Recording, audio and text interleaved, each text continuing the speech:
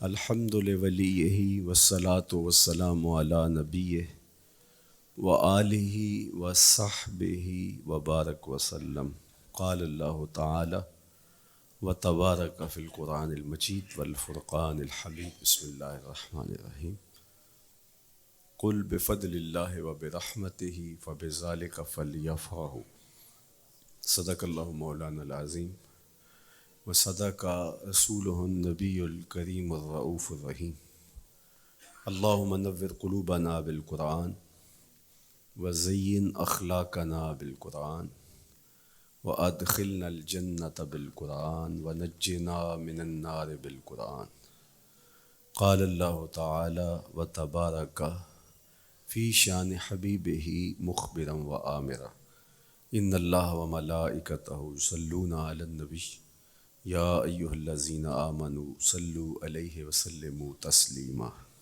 اللہم صلی علی سیدنا مولانا محمد معدن الجود والکرم صلاۃ و سلاما علیک یا سیدی یا رسول اللہ۔ حمد و تعریف و توصیف اللہ جل مجدہ الکریم کی ذات برکات کے لیے، رسول رحمت، شفیع معظم، نبی محتشم، حضور ختمی المرتبت صلی اللہ علیہ وآلہ وسلم کے حضور ناز میں اپنی عقیدتوں، ارادتوں اور محبتوں کا خراج پیش کرنے کے بعد، واجب الاحترام ذوی الاحتشام معزز و مکرم سامعین، خواتین و حضرات، السلام علیکم ورحمۃ اللہ وبرکاتہ۔ کتاب رحمت قرآن مجید میں اللہ جل شانہ نے ارشاد فرمایا، اے محبوب ارشاد کر دیجئے، فرما دیجئے، قل بفضل اللہ و برحمتہ، جب اللہ کا فضل اور اس کی رحمت ہو، فبذالک فلیفرحوا، تو انہیں چاہیے کہ اس فضل و رحمت کے حصول پر، اللہ جل شانہ کی اس کرم نوازی پر فرحت کا اظہار کریں، خوشی اور شادمانی کا اظہار کریں۔ ہوا خیر مما یجمعون، اور وہ جب فرحت کا اظہار کرتے ہوئے، خوشی کا اظہار کرتے ہوئے خرچ کرتے ہیں، تو وہ خرچ کرنا اس مال سے بہتر ہے جو وہ جمع کرتے ہیں۔ تو خوشیوں کا حصول اللہ جل شانہ کا شکر واجب کرتا ہے۔ جب کوئی بھی خوشی ملے تو ہمارے اوپر ضروری ہوتا ہے کہ ہم اللہ کا شکر ادا کریں۔ شکریہ ادا کرنے سے نعمتیں اور زیادہ ملتی ہیں، اور شکریہ ادا نہ کرنے سے نعمتوں سے محروم کر دیا جاتا ہے۔ اور یہ انسانی فطرت ہے کہ جب اسے کوئی سرشاری ملتی ہے، جب اسے کوئی نعمت، رحمت یا راحت پہنچتی ہے، تو وہ اس پر خوش ہوتا ہے۔ قرآن مجید میں ایک مقام پہ فرمایا وَإِذَا أَذَقْنَا الْإِنسَانَ مِنَّا رَحْمَةً فَرِحَ بِهَا، جب انسان کو ہماری جانب سے کوئی رحمت ملتی ہے تو وہ اس پہ خوش ہو جاتا ہے۔ آپ ایک چھوٹے سے بچے کی گال سہلائیں، اس کو ٹافی دیں، اس کے سر پہ شفقت سے ہاتھ رکھیں تو اس کا چہرہ کھل کے گلاب ہو جاتا ہے۔ ٹھٹھرتے ہوئے ماحول میں کسی کو روک کے گرم چائے پلا دے تو اس کی طبیعت میں سرشاری آ جائے گی اور وہ آپ کا شکر گزار رہے گا۔ تو یہ انسانی فطرت ہے، اس میں مسلمان ہونا بھی ضروری نہیں ہے کہ کسی بھی شخص کو آپ کوئی شے عطا کرتے ہیں، اسے کوئی خوشی دے دیتے ہیں، تو وہ اس سے بہت زیادہ سرشار ہوتا ہے۔ رحمتم منا، جو لفظ قرآن نے بیان کیے وہ ہے رحمتم منا، یعنی ہماری جانب سے اسے کوئی رحمت ملے۔ رحمتن نکرہ ہے یہاں، کوئی رحمت ملے، عام سی رحمت ملے، فرح بہا، تو اس رحمت کے ملنے پر وہ خوش ہو جاتا ہے۔ آپ کی اگر توجہ ہو تو رحمت ملنے پہ وہ خوش ہو جاتا ہے، اور اگر رحمت للعالمین مل جائیں تو پھر اس کی خوشی کا عالم کیا ہوگا، پھر اس کی مسرت کی کیفیت کیا ہو۔ یہ بات ذہن میں رکھیے کہ حضور کی آمد پر مسرت کا اظہار کرنا، خوشی کا اظہار کرنا، اس میں تو کوئی اختلاف نہیں ہے، امت کا کوئی بھی طبقہ اس کا انکار نہیں کرتا کہ یہ خوشی کی بات نہیں ہے، خوشی کی بات ہے۔ ہر دور میں اور ہر علاقے کے اپنے اظہار کے سلیقے ہوتے ہیں اور طریقے ہوتے ہیں، اگر وہ شریعت کے مزاج سے متصادم نہ ہوں تو ان کو اختیار کرنے میں کوئی حرج نہیں ہے۔ پھر مرور زمانہ کے ساتھ بدلتے ہوئے تقاضے ہوتے ہیں۔ کسی زمانے میں تلواروں کے ساتھ، تیروں کے ساتھ لڑائی ہوتی تھی اور وہ جہاد اسلامی قرار پاتا تھا۔ آج کی لڑائی میزائلوں کے ساتھ اور ٹینکوں کے ساتھ ہے، اور یہ بھی جہاد اسلامی قرار پاتا ہے۔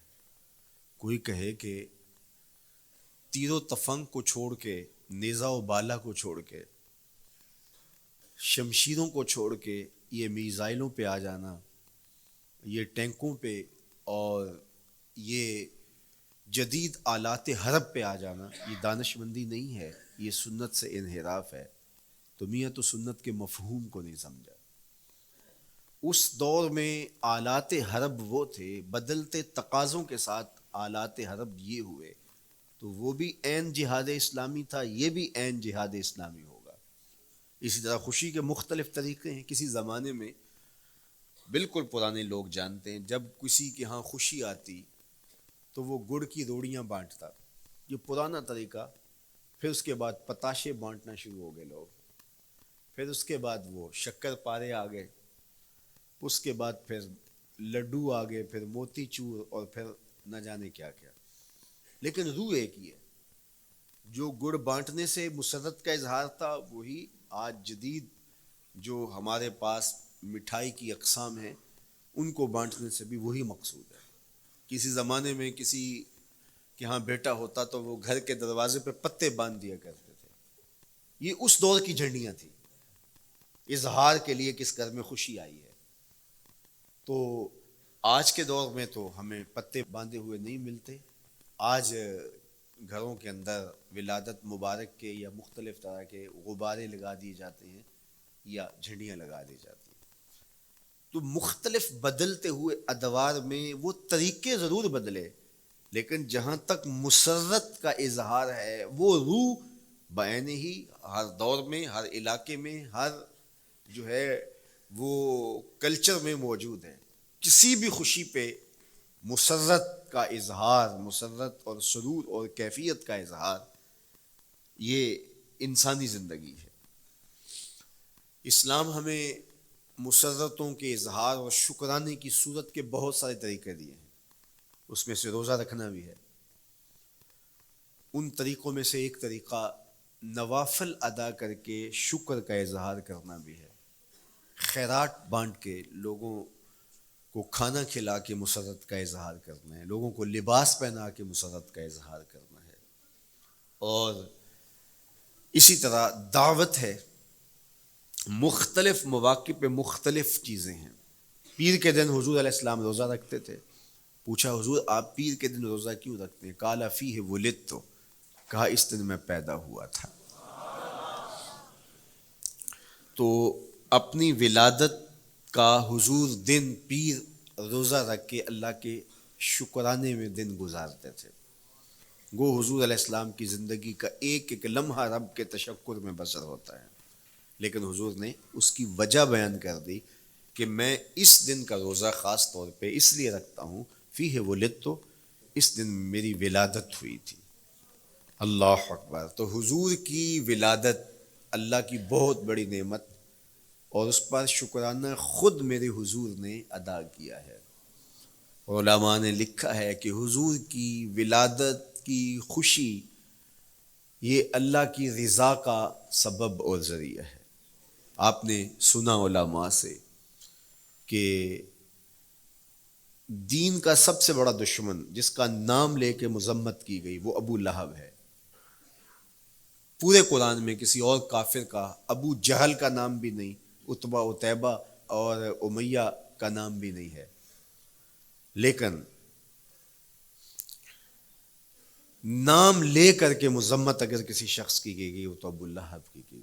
حضور علیہ الصلوۃ والسلام جب کوہ صفا پہ جلوہ فراز ہوئے، وَأَنذِرْ عَشِيرَتَكَ الْأَقْرَبِينَ، حکم ہوا پہلے قریبی لوگوں کو آپ اللہ کا ڈر سنائیں، تو حضور علیہ السلام نے قریبی لوگوں میں محنت کی، تو قریش کو، صنادید قریش کو، بنو ہاشم کو بلایا اور بلا کہ حضور نے ایک بات کہی کوہ صفا پہ کہ اگر میں تمہیں کہوں اس پہاڑ کی دوسری جانب سے ایک لشکر آ رہا ہے جو تمہیں کچل دے گا تو کیا میری بات مان لو گے؟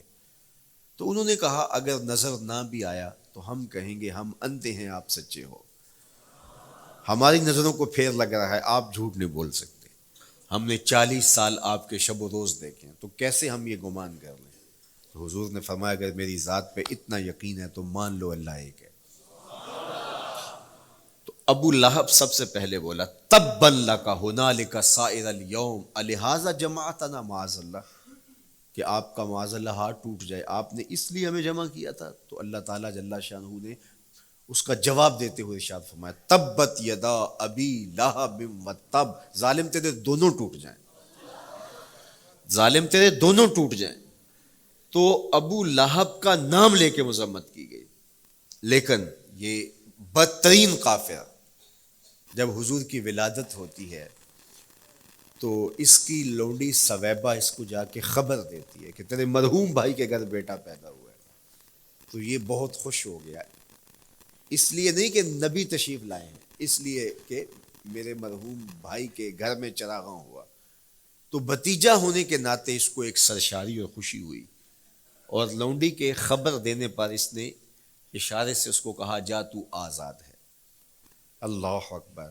یہاں سے یہ بھی سمجھیں کہ حضور نے صحن کائنات میں قدم رکھا، غلاموں کو آزادی ملنے لگی، غلامی کی زنجیریں ٹوٹنے لگی، تو صحابہ کو کہا جا تو آزاد ہے۔ خیر ابو لہب کی ساری زندگی آپ کو پتہ ہے، لیکن جب مر گیا تو حضرت عباس رضی اللہ تعالیٰ عنہ کو خواب میں ملا، انہوں نے کہا سنا کیسی بیت رہی ہے؟ اس نے کہا سخت مشکل میں ہوں، ڈاڑھی تکلیف ہے، حضور کی مخالفت بڑی مہنگی پڑی، لیکن اتنا ہے کہ جب پیر کا دن آتا ہے جس انگلی سے اشارہ کر کے لونڈی کو آزاد کیا تھا اس سے ٹھنڈا اور میٹھا مشروب بھی ملتا ہے اور عذاب میں بھی کچھ کمی ہوتی ہے۔ شارع مسلم امام نووی کے استاد امام ابو شامہ جو بہت بڑا نام ہے حدیث میں، وہ فرماتے ہیں جب ایک کافر کو حضور کو نبی سمجھ کے نہیں بھتیجا سمجھ کے خوشی کرنے کا بھی صلہ ملتا ہے، تو ایک مومن جو حضور کا غلام ہے اور حضور کو امام اور مقتدا اور نبی رسول اور محبوب سمجھ کے خوشیاں کرتا ہے، اس کو اللہ کتنا کچھ عطا کرے گا۔ دوستاں را کجا کنی محروم، تو کے بعد دشمنہ نظر داری، جب تو دشمنوں کو اتنا دیتا ہے تو دوستوں کو کتنا عطا کرے گا۔ تو حضور کی آمد پر مسرت کا اظہار، بشاشت کا اظہار، یہ اہل ایمان کا طریقہ رہا ہے۔ ہاں جو اس کا انداز ہے، کسی کو نوافل میں زیادہ سرور ملتا ہے وہ نوافل کثرت سے پڑھ لے، کسی کو زیادہ سرور روزے میں آتا ہے تو وہ روزے رکھ کر کے اس شکرانے کو ادا کرے، کوئی ذکر کی مجلس سجا لے، مختلف طریقے موجود ہیں۔ حضور علیہ السلام تشریف لائے، صحابہ بیٹھے ہوئے تھے، صحیح مسلم میں روایت ہے، سنن نسائی میں ہے اور بھی کتب حدیث میں، محفل بپا تھی، تو حضور نے آ کہا ما اجلسکم، کیوں بیٹھے ہوئے ہو؟ تو جو انہوں نے جواب دیا وہ سنیے، جلسنا نذکر اللہ ونحمدہ علی ما ہدانا لدینہ ومن علینا بک، حضور ہمارے بیٹھنے کا مقصود یہ ہے کہ ہم اللہ کا شکر ادا کر رہے ہیں اس بات پر کہ اس نے ہمیں ہدایت دین عطا کی، ومن علینا بک، اور آپ کی صورت میں ہمارے اوپر احسان کیا، ہمیں آپ عطا ہوئے، اس پر اللہ کا شکر ادا کرنے کی مجلس سجائے بیٹھے۔ اب بات تو سادہ سی تھی، لیکن میرے حضور نے ان سے کہا کیا تم اس بات پہ قسم دے سکتے ہو کہ اسی لیے بیٹھے ہو؟ تو انہوں نے کہا جی ہم قسم دیتے ہیں ہم اسی لیے بیٹھے ہیں. فرمایا اٹھاؤ قسم. تو صحابہ نے باقاعدہ قسم دی, ہم قسم اٹھاتے ہیں, ہمارے بیٹھنے کا مقصد یہ ہے کہ اللہ کا شکر ادا کر رہے ہیں اور آپ کی صورت میں جو انعام خداوندی ملا ہے اس پر اللہ تعالیٰ کا شکریہ ادا کر رہے ہیں. حضور نے باقاعدہ ان سے قسم لی اور انہوں نے باقاعدہ قسم دی. اب صحابہ کو حیرت تو تھی کہ یہ موقع قسم کا تو نہیں تھا, لیکن حضور نے قسم لی ہے, کیوں؟ حیرت و استجاب کی کیفیت تھی. حضور علیہ السلام نے فرمایا صحابہ میں تم سے جو ابھی قسم لی ہے یہ کسی تہمت کی بنیاد پر نہیں لی, یعنی تمہارے قول کی صداقت میں مجھے کوئی شک نہیں تھا کہ میں نے قسم سے تصدیق کی ہو, بلکہ اس کا سبب اور تھا. بعض اوقات قسم اس لیے کی جاتی ہے کہ کسی متردد ذہن کو مطمئن کرنا ہوتا ہے, اور بعض اوقات قسم واقعہ کی اہمیت کو بڑھانے کے لیے کی جاتی ہے. کوئی بندہ کہہ رہا ہے کہ جناب فلاں صاحب آ رہے ہیں ہمارے گھر میں, مہمان آ رہے ہیں, تو گھر کا ہی اچھا کہتا ہاں قسم اللہ کی, تو اس کا یہ مطلب نہیں کہ اس کے شک ہوتا ہے, اس کی خوشی اور اس کی مسرت کے اظہار کو بڑھانے کے لیے وہ کہتا ہے کہ ہمارے گھر کے اندر آج فلاں آ رہا ہے, تو وہ کہتا اچھا کہتا ہاں ہاں قسم اللہ کی وہ آ رہا ہے. تو یہ متردد کا شک دور کرنے کے لیے قسم نہیں ہے, یہ بلکہ اس کی خوشی اور سرشاری کو پختہ کرنے کے لیے ہے. تو عربوں میں قسم مختلف وجہ سے کی جاتی تھی. تو حضور نے فرمایا یہ جو میں نے تم سے قسم لی ہے یہ کسی تہمت کی بنیاد پہ نہیں لی, بلکہ اس قسم کا سبب کیا ہے سنو. پھر حضور نے خود بتایا, فرمایا تم یہاں بیٹھے تھے, میں حجرے میں بیٹھا تھا, اتانی جبریل علیہ السلام, میرے پاس جبریل امین حاضر خدمت ہوئے, فاخبرنی ان اللہ یباہی بکم الملائکہ, تو مجھے انہوں نے خبر دی ہے, محبوب ذرا باہر تو نکل کے دیکھو, صحابہ تمہارے اس عمل پر اللہ فرشتوں میں ناز کر رہا ہے, اللہ فرشتوں میں فخر کر رہا ہے کہ دیکھو میں نے ان کو نعمت دی, کتنے قدردان نکلے, اس نعمت کا شکرانہ ادا کر رہے ہیں. اور آج اگر ہم اپنے گھر میں بیٹھ کے, اپنی مسجد میں بیٹھ کے حضور کی صورت میں انعام خداوندی کا شکریہ ادا کرتے ہیں تو اللہ کی رحمتوں سے بعید نہیں کہ اللہ فرشتوں سے کہے دیکھو صدیاں بیت گئیں یہ آج بھی شکرانہ ادا کر رہے ہیں, اور یہ بات میری اور آپ کی بخشش کی ضمانت قرار پائے. تو حضور کی صورت میں جو انعام ہوا, حضرت حسان بن ثابت اکثر کہا کرتے تھے منا علینا ربنا ام بعث فینا محمدا, ہمارے رب نے ہمارے اوپر احسان کر دیا ہے کہ محمد عربی عطا کر دیے. ساری زندگی سجدے میں سر رکھ کے شکر ادا کرتے رہیں, حق شکر پھر بھی ادا نہ ہو. میں تو کہا کرتا ہوں ہمارے بدن پہ اتنے بال نہیں ہیں جتنے رسول اللہ کے احسانات ہیں. ہمارا بال بال قرض رسالت میں جکڑا ہوا ہے, ساری زندگی ان کے گیت گائیں. میں ایک رات کے میلاد کا صرف قائل نہیں ہوں کہ ایک رات میلاد کر لو اور پورا سال چھٹی, ساری زندگی حضور کا نام جپو, ساری زندگی حضور پہ درود پڑھو, لمحہ لمحہ حضور کے ذکر کا چراغاں کرو. صرف اپنے گھروں میں, اپنی چہار دیواریوں میں اور اپنے بازاروں میں جھنڈیاں ہی نہ لگاؤ, بلکہ دل کے ایک ایک فرد پہ نام محمد کی جھنڈی لگاؤ. صرف منڈیروں پہ چراغاں ہی نہ کرو بلکہ دل کی اندھیر گلیوں میں بھی حضور کے نام کا چراغاں کرو, اندر بھی روشنی ہو باہر بھی روشنی ہو. حضور پہ درود پڑھو, حضور کا ذکر کرو, اپنے بچوں کو بٹھا کر کے حضور کے قصیدے سناؤ, حضور کی شانیں سناؤ, حضور کی سیرت بتاؤ انہیں. اپنے گھر کے ماحول کے اندر, اپنی مسجد میں, اپنی گلی میں, اپنے دوستوں میں حضور کا ذکر کرو. دوستوں آپس میں بیٹھو تو کہو یار اللہ کا کتنا کرم ہو گیا کہ اللہ نے ہمیں حضور عطا کر دیا. دوستوں میں بیٹھے جب یوں بات کرو گے تو اللہ کی رحمتیں کس قدر تمہارے اوپر برسیں گی. اپنی عقیدتوں کا اظہار کرو, وہاں کمیت نہیں دیکھی جاتی, وہاں کیفیت دیکھی جاتی ہے, وہاں مقدار نہیں دیکھی جاتی, وہاں معیار دیکھا جاتا ہے. وہ چہرہ اور چہرے کا تل نہیں دیکھتے, وہ بندے کا دل دیکھتے ہیں. وہ دیکھتے ہیں کون کس خلوص کے ساتھ محبت لے کر کے آیا ہے. شاہ ولی اللہ محدث دہلوی بہت بڑا نام ہے, تمام مکاتیب فکر کے نزدیک معتبر نام ہے. شاہ ولی اللہ محدث دہلوی فرماتے ہیں میرے والد شاہ عبد الرحیم محدث دہلوی ہر سال حضور کا میلاد کرتے تھے, اور اپنی استطاعت کے مطابق لوگوں میں, آنے والوں میں کچھ کھانا بھی تقسیم کرتے. ایک سال حالات اتنے پتلے تھے کہ ان کو میسر نہ تھا کہ لوگوں کو بھرپور کھانا کھلا سکیں, لیکن کہا چلو ناغہ نہ ہو, ایک تسلسل ہے جاری رہے, تو انہوں نے چنے بانٹ دیے بعد میں. لیکن دل میں تشویش تھی کہ اس مرتبہ من کی منشا پوری نہیں ہوئی، تو اسی حالت میں سو گئے، سوئے تو مقدر جاگا، حضور کا دیدار نصیب ہوا، اور جس نے حضور کو خواب میں دیکھا اس نے حضور کو ہی دیکھا۔ من رآنی فی المنام فقد رآنی، فرمایا جس نے مجھے خواب میں دیکھا اس نے مجھے ہی دیکھا۔ فإن الشیطان لا یتمثل بی، شیطان میری مثل ہو ہی نہیں سکتا، خواب میں آ کر بھی حضور کی مثل ہونے کا دعویٰ نہیں کر سکتا، جس نے مجھے دیکھا اس نے مجھے ہی دیکھا۔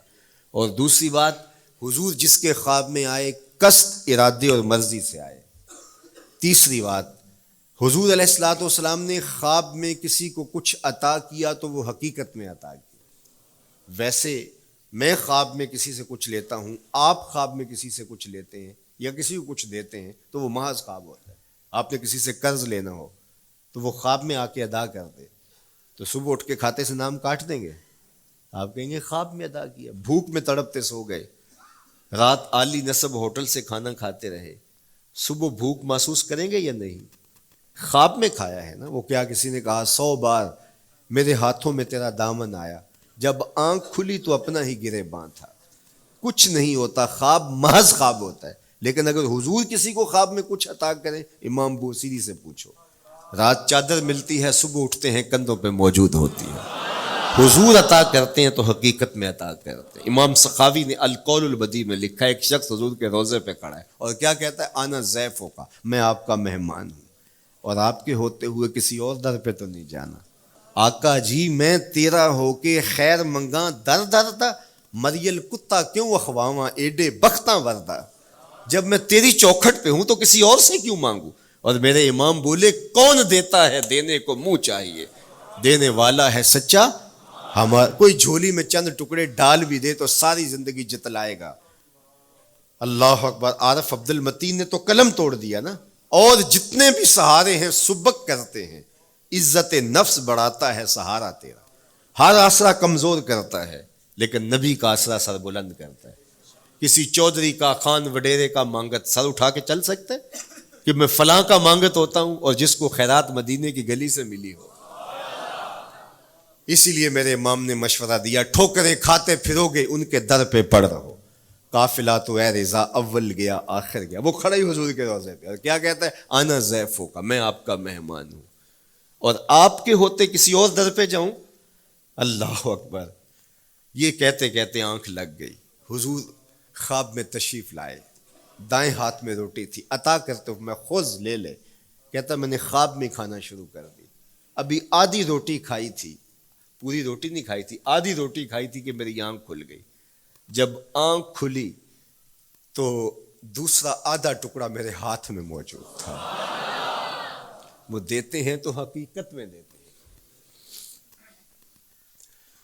تو شاہ ولی اللہ محدث دہلوی فرماتے ہیں کہ میرے والد شاہ عبد الرحیم محدث دہلوی نے خواب میں حضور کو دیکھا، اور چونکہ دن یہ عمل گزرا تھا اور کہ مہمانوں کو خاطر خواہ تواضع نہیں کر سکا تھا، تو حضور کے سامنے انواع و اقسام کی چیزیں پڑی ہیں، ان میں میرے والے چنے بھی موجود ہیں، اور حضور ان کے ساتھ شفقت فرما رہے ہیں۔ تو یہاں معیار دیکھا جاتا ہے، مقدار نہیں دیکھی جاتی، یہاں کمیت نہیں دیکھی جاتی، کیفیت دیکھی جاتی ہے۔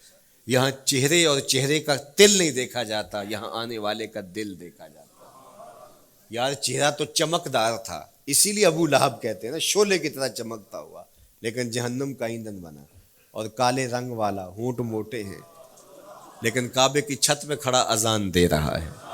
اذان ازل سے تیرے عشق کا ترانہ بنی، نماز تو اس کی دید کا ایک بہانہ بنی، ادائے دید سراپا نیاز تھی تیری، کسی کو دیکھتے رہنا نماز تھی تیری۔ تو عقیدتوں کے رنگ اور محبتوں کے رنگ حضور علیہ السلام کے ساتھ جب کوئی پیش کرتا ہے تو رائے گانی جاتی۔ یہ وفاداروں کا در ہے، یہاں بے وفائی کا تصور ہی نہیں ہے۔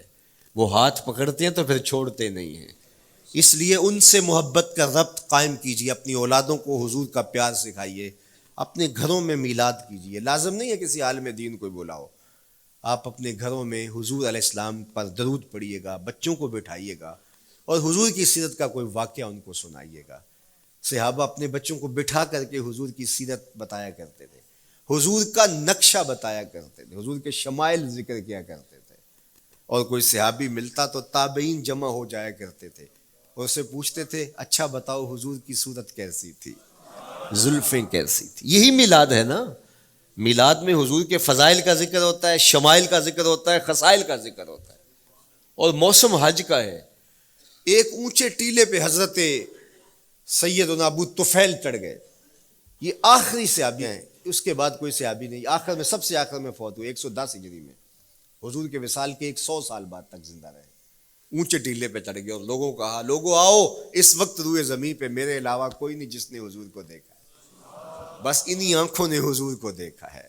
کیا ناز ہے. میرے ایک استاد ہوتے تھے سر محمد علی حاشر، اللہ ان کی قبر پہ رحمت نازل کرے. تو وہ بڑے بڑے مشاہیر اہل سخن سے ملے تھے تو وہ بات کرتے تھے. میں مولانا ظفر علی خان کا مصاحب رہا ہوں، میں نے اقبال کو دیکھا ہے. داغ دہلوی نے اپنے شاگردوں سے کہا تھا آنے والی صدیاں تم پہ ناز کریں گی اے لوگو، تم نے داغ کو دیکھا، تم نے داغ سے باتیں کی ہیں.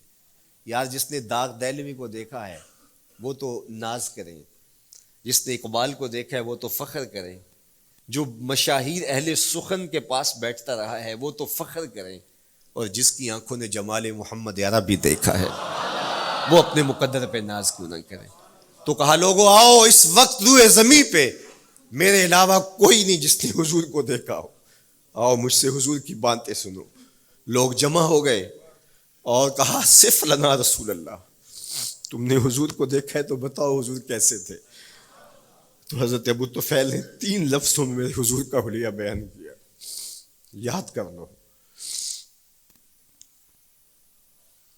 حضرت ابو طفیل نے کہا کان رسول اللہ صلی اللہ علیہ وسلم ابیض ملیحا مقصدا. ایک تو چٹے رنگ کے تھے، ایک تو حضور کا رنگ گورا تھا. دوسری بات ملیحا، حضور کا حسن نمکین تھا. اور تیسرا مقصدا، حضور متوازن تھے، نہ قد لمبا نہ قد پست، سوا صدر والبطن، سینہ اور پیٹ برابر. لیسا بالطویل الممغط ولا بالکثیر المتردد، نہ پست کے عجیب دکھائی دیں نہ اتنے لمبے کے عجیب لگیں بلکہ درمیانہ قد. لیکن اذا جامع القوم غامرہم، سن لو حضور کا قد تو درمیانہ تھا لیکن جب لوگوں کے درمیان چلتے حضور کے کندھے لوگوں کے سروں سے اونچے دکھائی دیتے. یہ اللہ نے شان دی اپنے محبوب کو. مکھ چند بدر شاہ شانی، متھے چمک دی لاٹ، کالی زلف تے اکھ مستانی.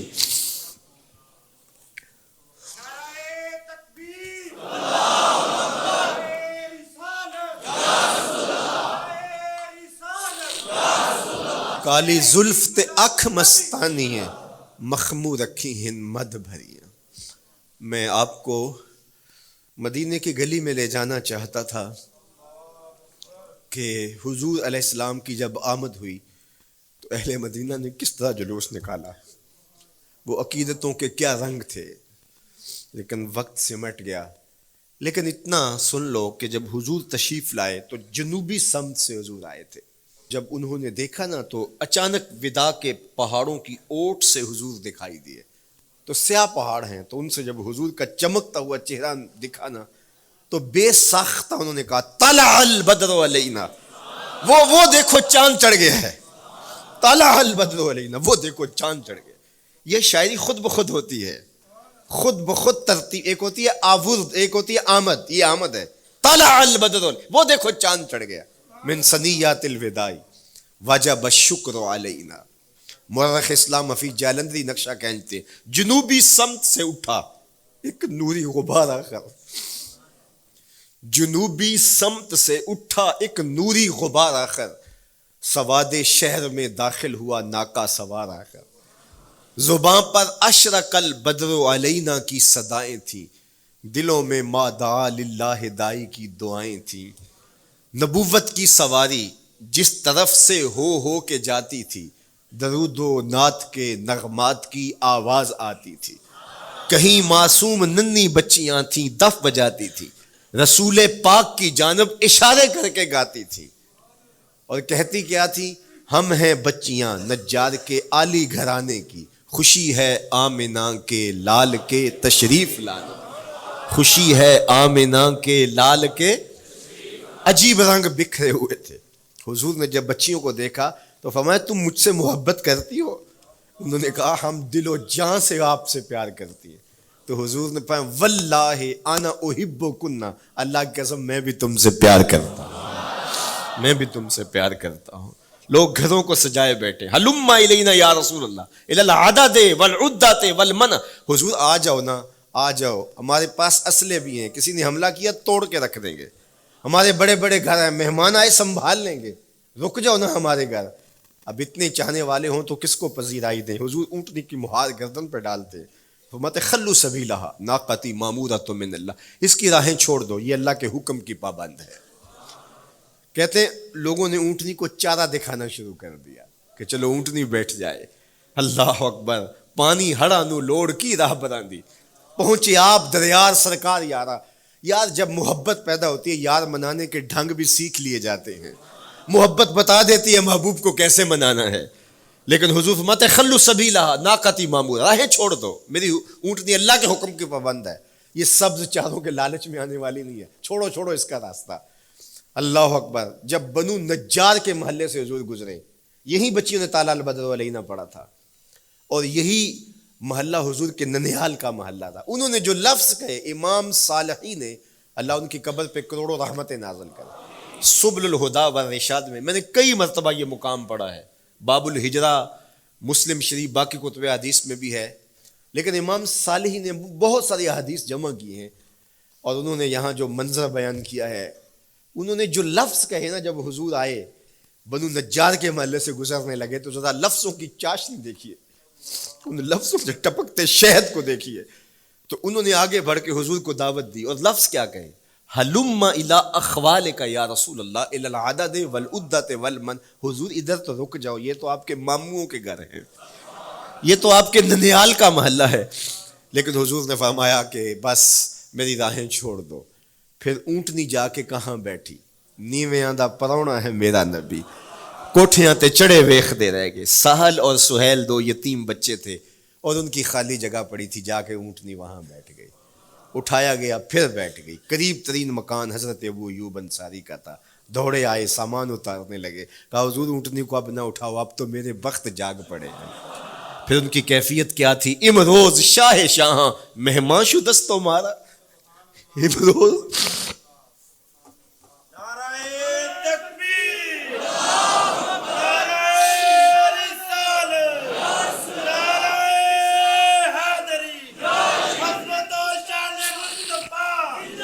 امروز شاہ شاہاں مہمان شدست و مارا، جبریل با ملائک درباں شدست و مارا. وہ کہتے ہیں آج شاہوں کا شاہ میرے گھر کا پرونا بن گیا ہے. یہ ابو ایوب انصاری کے جذبات ہیں. آج شاہوں کا شاہ، آج خسرو حسینہ ماہ نازنینہ، آج امام الانبیاء میرے گھر کا پرونا بنا ہے. کہاں میں کہاں نکھتے گل، باد صبا تیری مہربانی. کبھی اونٹنی کے پاؤں چوم رہے ہیں، تیرے وقت کے تو میرے گھر تک لے آئی. تو کہا امروز شاہ شاہاں مہمان شدست و مارا، آج شاہوں کا شاہ میرے گھر کا مہمان ہے. پھر آگے کیا کہتے ہیں، جبریل با ملائک درباں شدست و مارا. لوگوں جبریل کو دیکھو، آج میرے گھر کا پہرا دے رہا ہے، آج میرے گھر کا چوکی دار بنا ہوا ہے، کیونکہ میرے گھر میں حضور ٹھہرے ہوئے ہیں. تو کیا حضور کی آمد کا جلوس تھا یار. صحابہ نے جو حضور کے آمد کا جلوس نکالا، ہم تو وہ رنگ پیش نہیں کر سکتے، لیکن میں آپ کو کہوں گا درود پڑھتے ہوئے آج جلوس میں شامل ہوں، حضور کے ذکر سے سرشار ہو کے جلوس میں شامل ہوں، اور پورے نظم کے ساتھ. اگر آپ کے جلوس میں کوئی کسی کی گاڑی گھس بھی آتی ہے، اس کو پیار دینا، اس کو راستہ دینا، اور اس کو حضور کی رحمت کا احساس ہو کہ یہ رحمت کو ماننے والے لوگ ہیں، اور حضور پہ درود پڑھتے رہنا، عقیدتوں کے رنگ میں رہنا. امید ہے کہ جس طرح حضور نے ان بچیوں سے کہا جو حضور کے جلوس میں شامل تھیں کہ کیا تم مجھ سے محبت کرتی ہو، تو انہوں نے کہا جی جی، ہم اسی لیے تو آپ کے قصیدے پڑھ رہی ہیں. تو حضور نے فرمایا واللہ میں بھی آپ سے محبت کرتا ہوں. تو ہو سکتا ہے حضور ہمیں فرمائیں میرے میلاد کے جلوس میں آنے والوں میں بھی تم سے محبت کرتا ہوں. اللہ آپ کو سلامت رکھے. وآخر دعوانا ان الحمدللہ.